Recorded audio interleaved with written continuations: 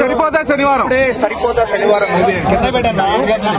Movie గురించి చెప్పాలంటే first of all నా పర్సెప్షన్ నేను చెప్తాను, నా పాయింట్ ఆఫ్ వ్యూ లో నేను చెప్తాను. మూవీ నాకు ఎలా అనిపించింది అనేది బానే ఉంది, బట్ కానీ నాకు అంత ఎక్స్ట్రాడినరీ నాకు అనిపించలేదు. బట్ బానే ఉంది అనమాట, మూవీ వచ్చేసి బానే ఉంది. ఎందుకు అంత ఎక్స్ట్రాడినరీ నాకు అనిపించలేదు అంటే మనకు వచ్చేసి మూవీలో ఎక్సైటింగ్ సీన్స్ కావచ్చు, లేకపోతే గూస్ బంప్స్ ఇచ్చే సీన్స్ కావచ్చు, హై ఇచ్చే సీన్స్ కావచ్చు, ఒక సూపర్ ఎంగేజింగ్ స్క్రీన్ ప్లే అంత లేదనమాట. But still possible screen play మనకు ఉంటుంది, కొంచెం ఫ్లాట్ నరేషన్ ఉంటుంది అనమాట.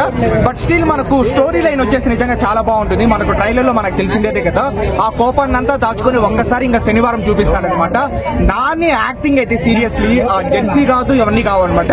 ఇప్పటి వరకు నేను చూసిండే మూవీస్ లో Nani's one of the best acting అయితే ఇదే. అండ్ ఈ మూవీలో నాని కంటే ఎస్జే సూర్య అయితే ఇంకా స్క్రీన్ మీద కంప్లీట్లీ డామినేట్ చేసేస్తాడు. ఎస్జే సూర్యని మనం స్పైడర్ లో కావచ్చు, లేకపోతే జిగర్తండలో కావచ్చు, ఎన్నో మూవీస్ లో మనం చూస్తుండొచ్చు. బట్ కానీ SJ Surya's best villainism acting అంటే, బెస్ట్ నెగిటివ్ షేడ్ అంటే ఇదే అని నేను చెప్తానన్నమాట.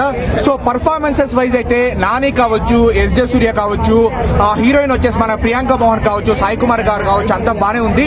బట్ కానీ మూవీ వైజ్ మనం ఎత్తుకుంటే కొంచెం మనకు ఫ్లాట్ డైరెక్షన్ ఉంటుందన్నమాట. ఇంకా చాలా చాలా బాగా పెట్టిండొచ్చు. వివేక్ ఆత్రేయ వచ్చేసి ఇంప్రెసివ్ సీన్స్ ఒక 3-4 ఉన్నాయి.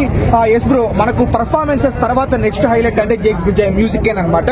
అండ్ ఇంకొక విషయం మనం వివేక్ ఆత్రేయని ఈ మూవీలో మెచ్చుకోవాల్సింది ఏంటంటే అన్నెసెసరీ ఐటమ్ సాంగ్స్, లేదా ఒక యాక్షన్ థ్రిల్లర్, ఒక మంచి యాక్షన్ డ్రామా సాగేటప్పుడు వచ్చేసి అన్నెసెసరీ సాంగ్స్ లేకుండా ఒక సాంగ్ స్టిక్ అయినారనమాట.